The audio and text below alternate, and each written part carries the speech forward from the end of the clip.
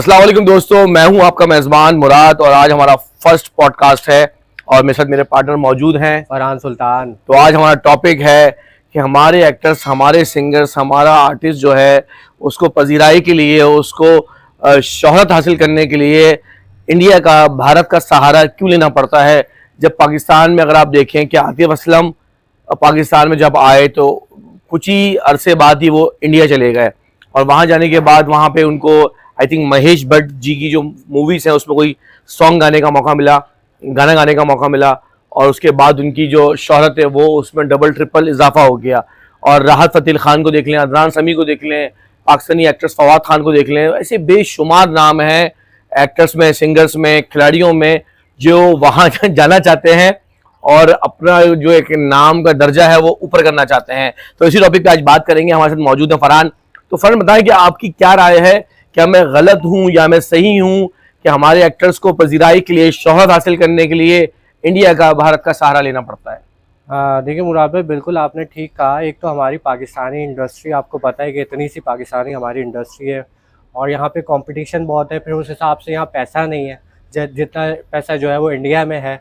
इसी वजह से जो है हमारे जितने भी एक्टर्स हैं, सिंगर्स हैं, जैसे आपने बोला कि आतिफ असलम सबसे पहले जो है वो इंडिया जाके उन्होंने अपना पहला जो है वो डेब्यूट सॉन्ग गाया। इसके अलावा राहत फ़तेह खान है। इस तरीके से हमारे जो कॉमेडियन हैं, शकील सिद्दीकी हो गए, रऊफ़ लाला हो गए, बहुत सारे कॉमेडियन जो है वो इंडिया जाके जो है उनको बहुत ज़्यादा पजीराई हासिल मिली। और सबसे मेन चीज़ है पैसा। पाकिस्तान में जो है पैसा, आपको पता है कि यहाँ की इंडस्ट्री का हाल कैसा है, पैसा उस हिसाब से मिलता नहीं है। तो ये बताएं मुझे कि पाकिस्तानी एक्टर्स जो हैं वो किस तरह अपनी फॉर्म को, अपने लेवल को, अपने स्टैंडर्ड को, अपनी फील्ड को बेहतर कर सकते हैं एज एन एक्टर। क्योंकि इंडस्ट्री तो आपकी वैसी चल रही है, इंडस्ट्री को तो आप चेंज नहीं कर सकते ना। इंडस्ट्री तो वही एग्जिस्ट करती है, पाकिस्तानी लोग भी वही है। अगर आप फिल्म कोई बनाते हैं तो उसका बिजनेस भी वही आएगा। सिनेमा का सवाल भी है, वो भी इंशाल्लाह बाद में करेंगे। पहले आप इसका बताएं। क्या देखिए, ऐसा नहीं है कि पाकिस्तान में टैलेंट की कोई कमी है, यहाँ पे आर्टिस्ट नहीं है। पाकिस्तान में टैलेंट भरपूर है। ऐसा नहीं है कि इंडिया में अगर टैलेंट है तो पाकिस्तान में टैलेंट नहीं है। पाकिस्तान में टैलेंट भरपूर है, लेकिन वही बात आ गई ना कि इंडिया में जो पैसा है, जो इज्जत है, जो शोहरत है, वो पाकिस्तान में नहीं है। पाकिस्तानी इंडस्ट्री आपको पता है वैसी स्ट्रगलिंग कर रही है चीज़ें। फिर यहाँ पे जो इकॉनमी के हालात हैं, चीज़ें मुल्क के हालात हैं, आपके सामने ये चीज़ें। सही सही। अच्छा ये बताया मुझे कि पाकिस्तानी सिनेमाज जो हैं, खासतौर पर कराची की बात करेंगे हम, कि कराची के सिनेमाज जो है, न्यूप्लेक्स भी हमने देखा 9 स्क्रीन का, आई थिंक 9 या 11 स्क्रीन थी उसके अंदर, और अभी मेरे ख्याल से ऑलमोस्ट वो बंद होने वाला है या हो गया शायद। बिल्कुल है। तो इसका भी क्या है, मतलब हमारे लोग क्यों आदी हो गए हैं इंडिया के, भारत के कंटेंट के लिए? देखिए, पाकिस्तानी फिल्में आप उठा के देख लें और आप इंडियन फिल्में उठा के देख लें, आपको कंपैरिजन क्या नजर डिफरेंस है? आता क्या है। अगर हम कंटेंट की बात करें, उनकी जो मूवी का वो है, कंटेंट है, स्टोरीज है, उसमें क्या डिफरेंस आ रहा है? जमीन आसमान का डिफरेंस है। आप उनकी स्टोरी तो उठा के देखें, आप उनकी फिल्मों में जो पैसा लगा हुआ होता है, जो वहाँ पे जो डीपीस काम कर रहे हैं, जो डायरेक्टर काम कर रहे हैं, जो वहाँ का स्टाफ काम कर रहा है, आप कभी भी उस लेवल तक नहीं पहुँच सकते। उनका पैसा, उनकी चीज़ें, उनके एक्टर्स, उनका क्रू, वो हॉलीवुड को टक्कर देते हैं सर। हमारा क्या बेचारा, छोटी सी लॉलीवुड इंडस्ट्री है, उसी को लेके घूम रहे हैं। वही शान है, वही मोहम्मद राना है, माशाल्लाह आजकल हुमायूं से ही चल रहे हैं। तो वही गिने चुने चंद एक्टर्स हैं। अच्छा, आपसे एक सवाल आया, हुमायूं सईद की आपने बात करी। कहा जाता है कि पाकिस्तानी हुमायूं सईद शाहरुख खान, भारत के जो इंडिया के स्टार है शाहरुख खान किंग, उनकी टक्कर का है। तो इसमें क्या राय है आपकी? सर, आपको ऐसा लगता है? आप मुझे एक बात बताएं, शाहरुख खान जब दुबई जाता है, आप उसका प्रोटोकॉल चेक करते हैं? हुमायूं की टक्कर का है। आप देखिए ना, हुमायूं का लेवल देखिए आप। मेरे ख्याल से आप मॉल ऑफ दुबई गए होंगे, या आप नहीं, मैं बिल्कुल मजाक कर रहा हूँ। आपने हुमायूं को भी देखा होगा, वहाँ पे आपने शाहरुख को भी देखा होगा। सर, हुमायूं का तो ये हाल है कि उसकी अपनी नहीं पूछते उसको, तो फिर फैंस तो बहुत दूर की बात है।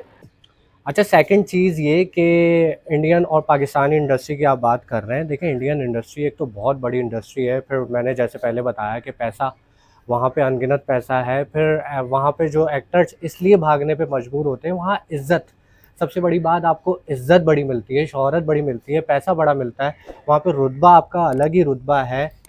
अच्छा देखिए, आपकी कुछ बातों से ऑब्वियसली मैं मुत्तफिक हूँ कि पैसे की बात करें और अप्रिसिएशन एज कम्पेयर पाकिस्तान वहाँ ज़्यादा है। क्योंकि अगर आप वहाँ पे एक नॉर्मल एक्टर को भी देख लो कि अगर वो जिम भी जा रहा है या एक सैलून जा रहा है बाल कटवाने, तो वो जब एग्जिट करता है वहां से या एंट्री करता है तो वहां मीडिया मौजूद होता है, अमूमन यहाँ पे नहीं होता है। इंडस्ट्री बहुत बड़ी है उनकी, ये भी एक मतलब एक अहम बात है वहाँ की। और साथ साथ ये भी एक चीज़ है कि वहाँ अप्रिसिएशन बहुत मिलती है एज कम्पेयर पाकिस्तान। यहाँ पे लोग कहते हैं मैं भगाया फैसल कुरैशी है या जहाज असलम है या जो भी है। और मगर हाँ, एक चीज़ ये कि उनकी मार्केट और उनकी इंडस्ट्री तो बड़ी है, लेकिन उनकी मार्केट भी बहुत बड़ी है। अगर आप शाहरुख खान को, मैंने खुद एक्सपीरियंस किया है दुबई के अंदर, कि जब शाहरुख खान आया वहाँ पे दुबई मॉल के अंदर, उसकी कोई फिल्म थी, मुझे याद नहीं आ रहा, डंकी या कुछ इस तरह की कोई मूवी थी, जिसके लिए वो ऑब्वियसली प्रमोशन करने आया था दुबई के अंदर। तो जो वहाँ पे उसका प्रोटोकॉल था, जो लोग वहाँ पे लाइनों में लगे हुए थे उसको देखने के लिए, तो मतलब मैं बता नहीं सकता कि अरबी या यूरोपियन, यूएसए के लोग, कनाडा के लोग, पाकिस्तानी, इंडियन, बांग्लादेश, श्रीलंका, नेपाल, हर तरह के लोग जो हैं वो उसके पीछे लगे हुए थे और इतना रश था कि लोग आपस में चिपके हुए थे। तो बहुत बड़ा कंपैरिजन है। अगर पाकिस्तानी आप आर्टिस्ट की और इंडियन आर्टिस्ट की बात करो, तो अब सलमान खान की बात कर लें या किसी की बात कर लें, तो बहुत बड़ा एक डिफरेंस है। तो डिफरेंस यही है कि एक तो उनकी इंडस्ट्री बड़ी है और दूसरा है कि वो उनका जो काम करने का तरीका है वो बहुत डिफरेंट है पाकिस्तान के हिसाब से। अगर आप देखें तो यहाँ नॉर्मल, जैसे आपने बात कही थी कि पेमेंट्स का, एक पेमेंट्स बड़ा कॉमन फैक्टर है कि हमारे यहाँ पे पेमेंट्स बड़ी डिले हो जाती हैं। छोटे एक्टर्स को या एक मिडिल एक्टर्स जो काम कर रहे हैं, एक रोल अदा कर रहे हैं, उनको पेमेंट्स नहीं मिलती, तो एक बड़ी कॉमन चीज़ है। अच्छा, मुझे ये बताएं कि आपकी इसमें क्या राय है कि पाकिस्तानी इंडस्ट्री को ग्रो करने के लिए, क्योंकि ऑब्वियसली चीज़ तो हो रही है, वो तो हम देख ही रहे हैं गरसे से। और जैसे हमारे वो एक्टर हैं शान, वो हमेशा एक बार बार इस चीज़ को जोड़ते हैं। हमारे एक्टर्स की एक मजबूरी बन गई है, अगर आपको उनको अपने आप को ऊपर लेके आना है तो उनको सहारा लेना पड़ता है भारत का, कि अगर वो ये बात नहीं करेंगे। जैसे गजनी का एक रिजेक्शन था, वो कहते हैं मुझे गजनी में आमिर खान ने ऑफर की थी और मैंने रिजेक्ट किया। जी दोस्तों, आपको कैसी लगी हमारी पॉडकास्ट, हमें कमेंट्स के अंदर राय जरूर दीजिएगा और हमें किस टॉपिक के ऊपर बात करनी चाहिए ये भी हमें बताइएगा। हमारे चैनल को अगर आपने अब तक सब्सक्राइब नहीं किया है तो फौरन कर लें, बेल आइकन के बटन को प्रेस कर लें, हमारी वीडियोस को लाइक और अपने फ्रेंड्स और फैमिली के साथ शेयर कर लें। इसी तरह की वीडियोस देखने के लिए हमारे साथ जुड़े रहें और हमें कमेंट्स में जरूर बताएं कि आपको किस तरह का प्रोग्राम, किस तरह की पॉडकास्ट देखनी है। ये हमारी रैंडम पॉडकास्ट है, पहली पॉडकास्ट थी और इसका special thanks to 5 star park, यहाँ पे इन्होंने हमें ये जगह दी पॉडकास्ट के लिए, उनका बहुत शुक्रिया। तो हमें इजाजत दीजिए, मुझे और फरहान को, और नेक्स्ट पॉडकास्ट के लिए हमसे जुड़े रहिए। Thank you, Allah Hafiz.